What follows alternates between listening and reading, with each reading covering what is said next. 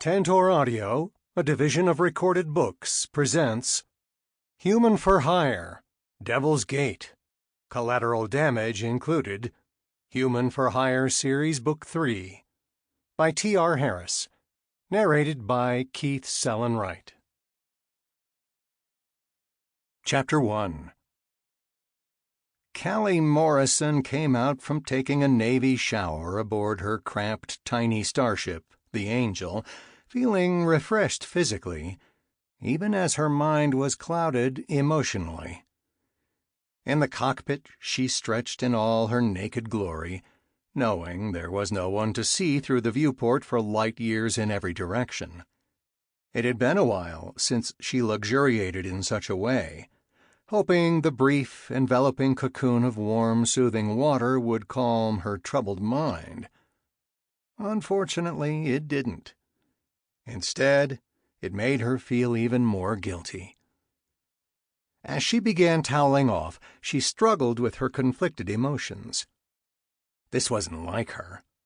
She was usually a tough-as-nails, take-no-prisoners kind of gal, justified by years as a successful con artist in a them-against-her contest of wills and skills.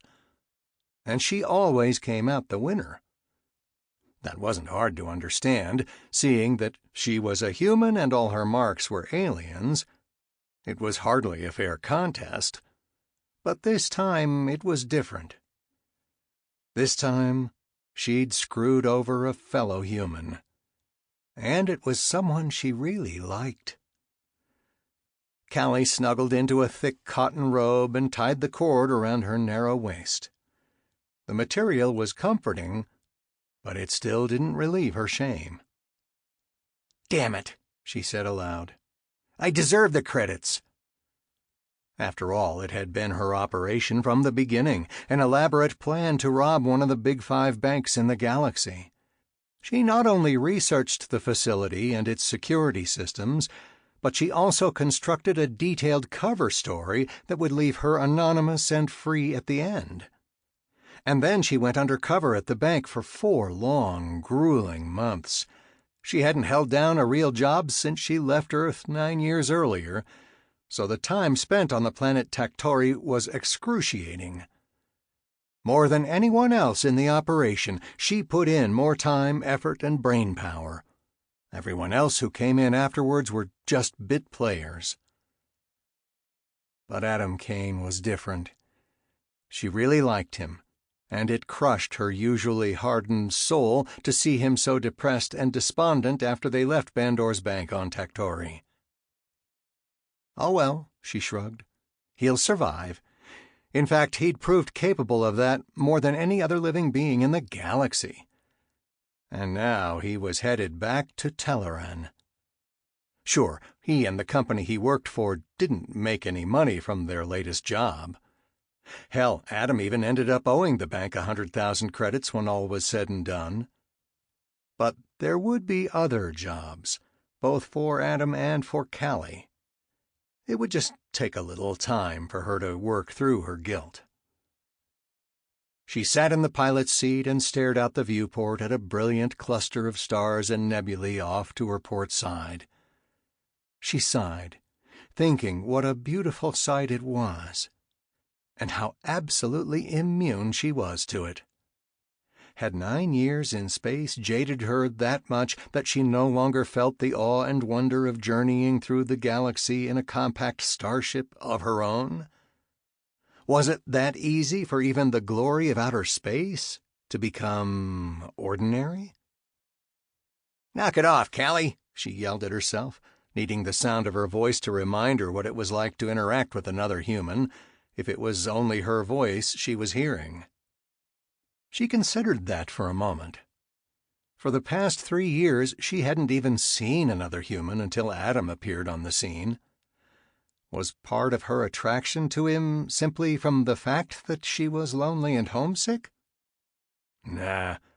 Adam Cain was a certifiable hunk of the first degree, an amazingly fit ex-Navy SEAL who had been cloned back to his 22-year-old self, yet with all the experiences and confidence of a man approaching 60 who had done and seen everything. He was a truly unique person, and Callie had experienced him firsthand. And yes, she screwed him over, and in more than the way she regretted. It had only been 2 days since they went their separate ways, he back to Teleran and Starfire security, and Callie heading for her semi-permanent digs on the planet Gavon near the Kedes frontier. She attributed her melancholy mood to the freshness of the breakup after only a brief, week-long affair. Give her another week and she'd be completely over Adam Cain. At least she hoped so. It was almost a relief when the proximity alarm sounded aboard the Angel, giving Callie something new to think about other than Adam Cain. She frowned at the contact on the nav screen. She was in open space, light years away from the nearest settled star system. The odds of coming this close to another vessel were, well, astronomical. Callie tapped the control stick, changing course by about 5 degrees. Sure enough, the following contact changed course with her. She grimaced. She wasn't worried, just frustrated. Her ship was small, but it was almost all engines. She had dual gravtech generators that were massively overrated for the size of her ship, along with 4 focusing rings. She'd made the improvements a few years back after a particularly lucrative score, and they'd paid dividends ever since. She was sure the Angel was the fastest ship in this part of the galaxy, if not the whole Milky Way. But why was a ship following her? She trusted that Bandor's bank had lifted all warrants against her. Then she chuckled. Bandor's wasn't the only party in the galaxy that she'd wronged. Not even close. So this ship could be coming after her for any number of reasons. That was fine. Let them try to catch up. And that's when another alarm blared, signifying a second ship. This one coming in from port. Okay, so a coordinated operation. That spoke of a more serious adversary. Still, it wouldn't make a difference. The Angel was cruising along at about half her top speed, since it didn't pay to advertise one's true capacities. Best to play that close to the vest. Callie let the ships approach, coming as close as they dared so as to not mix gravity wells. And then she waited for the inevitable contact. It came only seconds after velocities were matched. She opened the link. "Identify yourselves and state your intentions," she demanded. "I am a private vessel breaking no laws." A leathery, green-skinned creature came on the screen, alien yellow eyes staring unblinking at the human. "My identity is immaterial. Our intention is to board your vessel and retrieve certain property." "What property?" "I believe you know of which I speak." Callie pursed her lips. "I honestly don't have any idea what you're talking about."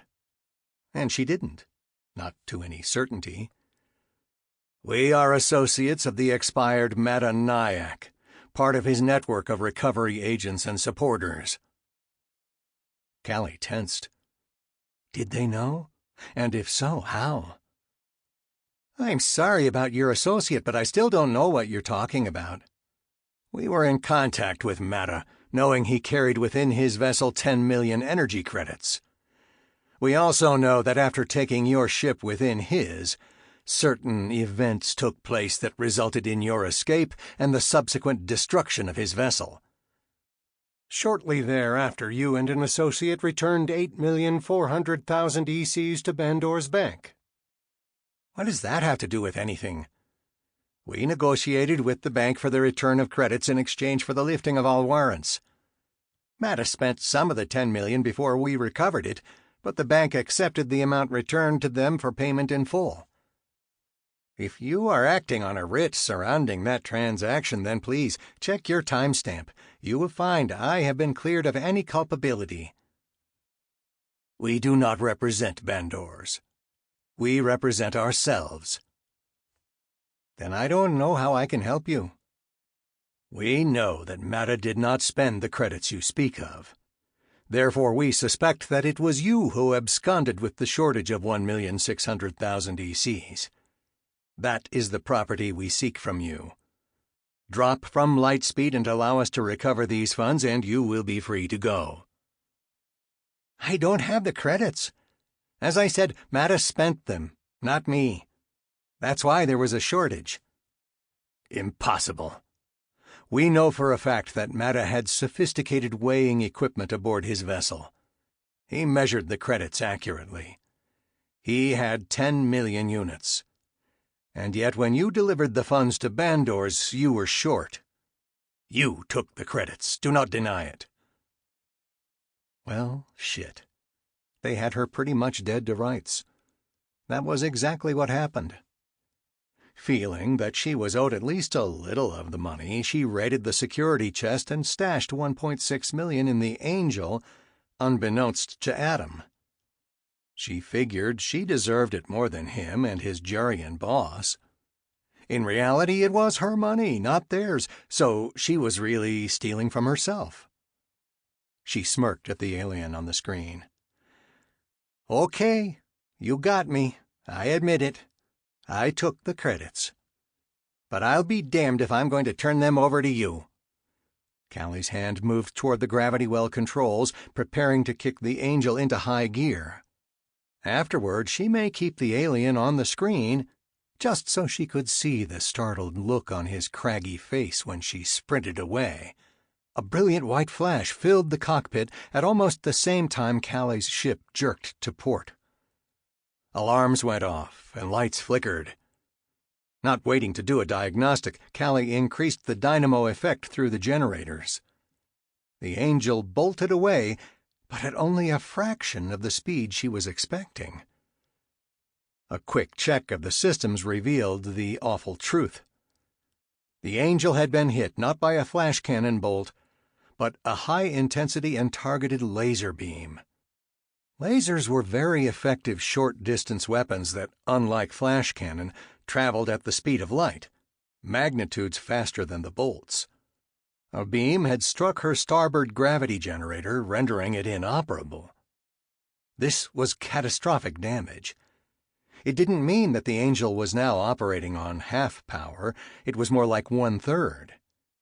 The dual generators worked together to produce the dynamo effect, and without both operating, a single generator was ridiculously inefficient. Callie checked her screens.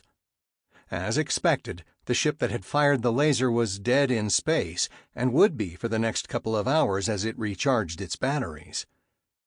That was the problem with laser weapons. They sucked up every spare watt on board the ship. Unfortunately for Callie, there was another vessel to take up the pursuit. And it wasn't much of an effort on their part. The second enemy ship pulled in behind her, placing its gravity well tantalizingly close to the Angel. The G-well had an even more harmful effect on her forward progress, slowing the ship even more. Only Callie's well kept her from being sucked into the singularity located on her 6.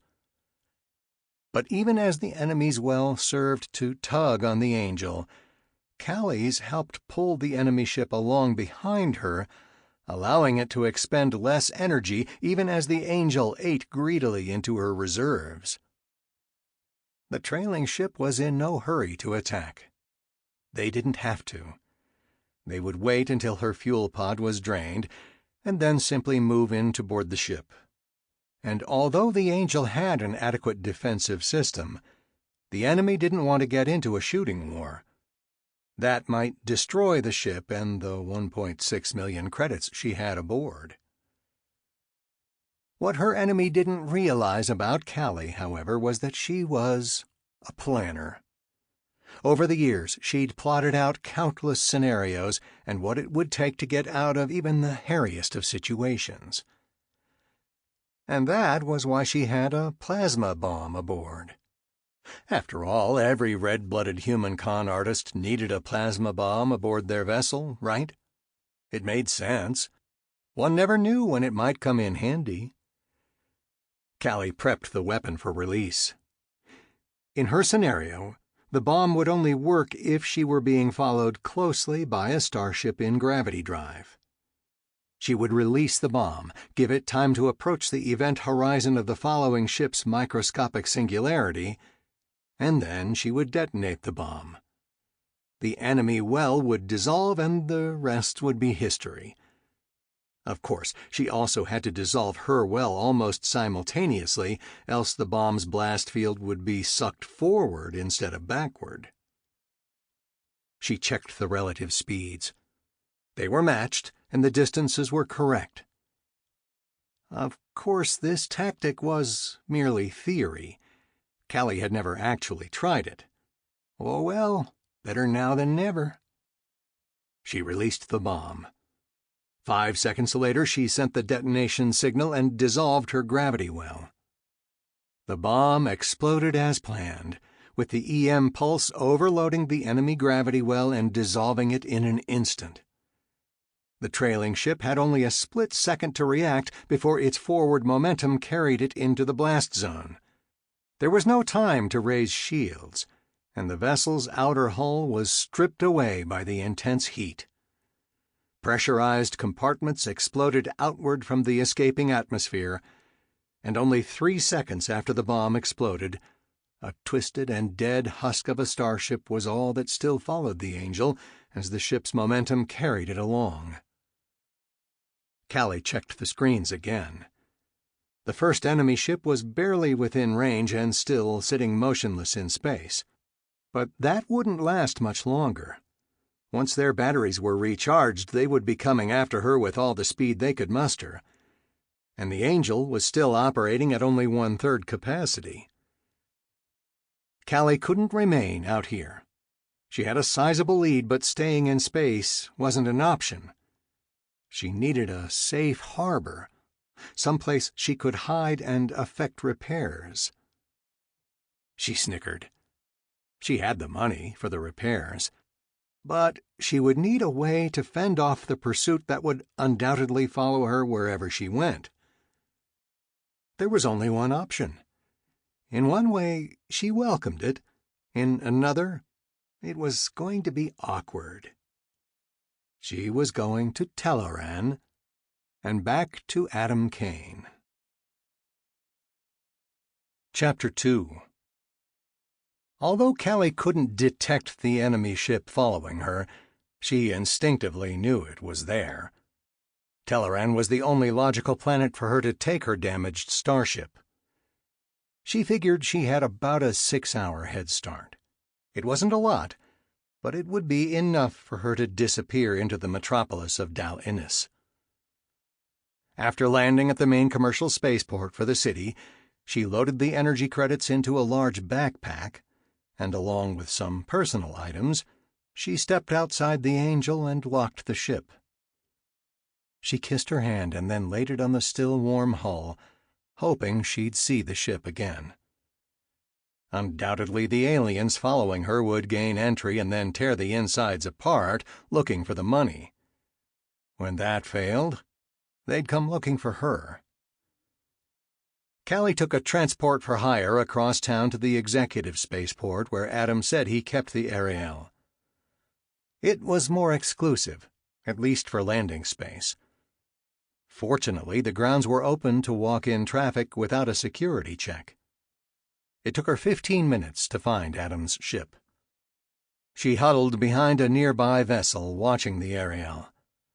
From the creaking and popping, it was evident that Adam had just arrived, having been in no hurry to get back to the planet to face his soon-to-be irate boss. Callie wasn't anxious to walk up to the ship and knock on the door, especially not while she carried a backpack full of energy credits which, in an odd way, belonged to Adam. Internally, she still justified the theft, but her argument wouldn't hold water with Adam. Besides, she had no desire to let him know she had the money. Adam came out of the side hatch and did a quick post-landing check of the starship. It was while he had his head stuck in a rear lifting jet nozzle that Callie made a mad dash for the Ariel. She bounded through the open airlock and headed aft. She knew the interior intimately and ducked into the secondary stateroom, the one Adam used mainly for storage. Slipping the backpack from her shoulders, she shoved the pack under the bunk. She relaxed. Now, she would wait for Adam to come back aboard and get settled in. Then she'd surprise him. To enhance the surprise and pleasure of her return, Callie stripped down to her skimpy bra and panties. Hopefully this would distract him from asking too many questions, at least until later. Besides, she would enjoy the diversion herself. Adam came back in the ship and slipped into his stateroom, where he remained for a full 5 minutes before a series of strong knocks came to the hull of the Ariel. Callie tensed and removed the Mk-17 bolt launcher she had in the backpack. Had the enemy tracked her here already? Was she cornered, soon to shoot her way out of a mess? Adam went to the airlock, and a moment later Callie heard voices. Human voices, along with a raucous reunion of sorts. She pressed her ear against the metal door of the stateroom, able to clearly hear the conversation that took place in the common room down the hall. And the more she listened, the weaker her knees became. Adam's guests were 3 old human friends, and their visit was a surprise. From the tone of Adam's voice, he was suspicious of their arrival, as well he should. Having 3 humans show up on one's doorstep, especially in this day and age, was unheard of. But it didn't take long for the reason for their visit to become known. They were telling Adam about a bank that was rumored to be holding 500 million energy credits. And this bank was in the Klin-controlled area known as the Devil's Gate. Of course, Callie knew of the gate. Everyone did. In fact, it was on the way back to the Keaties frontier from here. She listened in awe as Adam's friends explained how the bank was behind enemy lines and therefore fair game for anyone who could rob it. As a competence woman of extraordinary skill, Callie couldn't agree more. She laughed softly as both she and Adam mouthed the same line in unison. This could be the perfect crime. And then Adam said, "Count me in." That was Callie's thought as well. She reached for the door of the stateroom, but then hesitated. She was barely dressed, and Adam didn't know she was there. And how would his friends react to know she'd been eavesdropping on their plans? No, she would have to be more subtle. It would be best if she were invited to join the caper than force herself into it. And that would involve manipulating Adam alone, and without his buddies around. She'd become distracted with her scheming, and when she returned to listening, something was happening. Chapter 3. Adam had only been on the planet for an hour, and already he was getting ready to leave. "General, get back to your ship. I'll be lifting as soon as I get another fuel pod. Give me a couple of hours."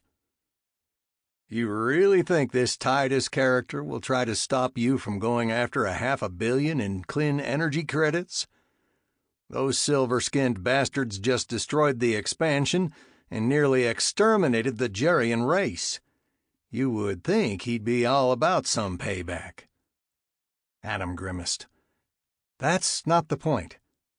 He's concerned about the reputation of his company. He got pissed when I recently assassinated a planetary president and VP." "You did what?"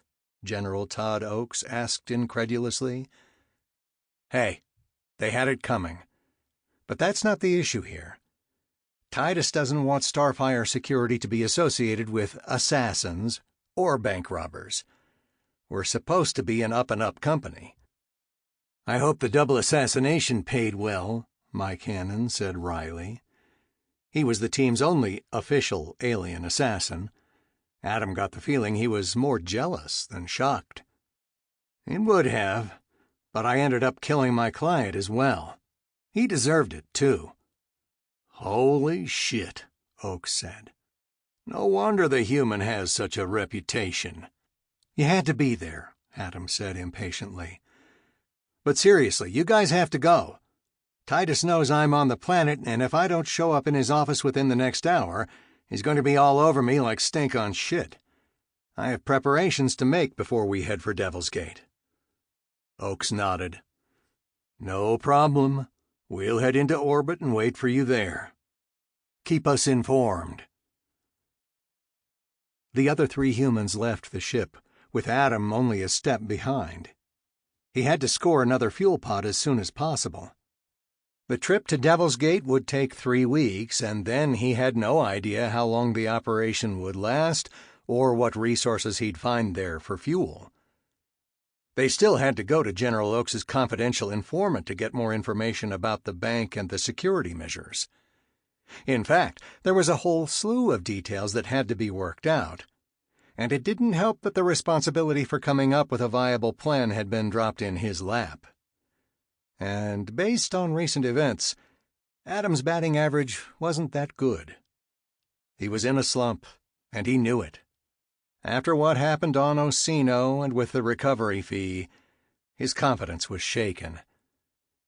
But this was an operation strictly for Adam and his 3 human friends. There was no client to satisfy before he could get paid.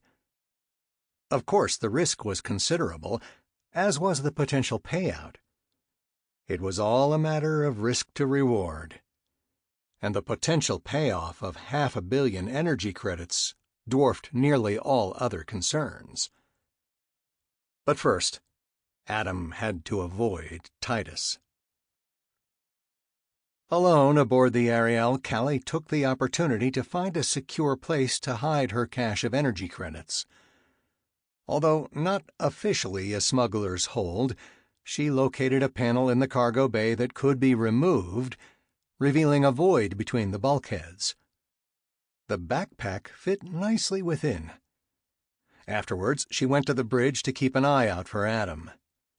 Once he returned with the fuel pod, he would lift off immediately, wanting to avoid the Gerian Titus at all costs.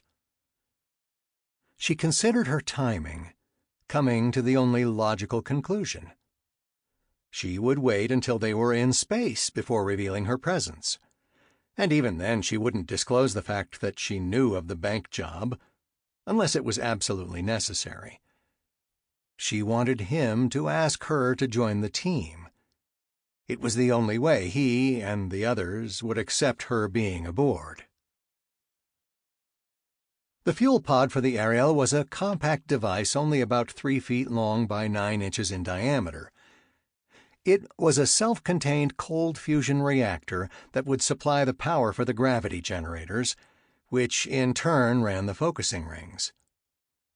The whole process seemed simple and straightforward, but Adam had been around long enough to know that the technology for such a device was light years ahead of where Earth would be at this time if it hadn't been for the aliens coming to the planet.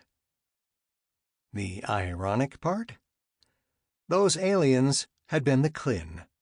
The same Klin who maneuvered the Gerians into attacking his home world, killing billions, and then later masterminded a series of galaxy-wide conflagrations that killed trillions, throwing the Milky Way back into the relative dark ages of galactic civilization. That's why robbing the Klin of a shitload of energy credits would be so satisfying, if he survived the job. Adam got back to the Ariel in only 50 minutes. He stored the fuel pod in the cargo bay. He didn't need it now, but he would soon.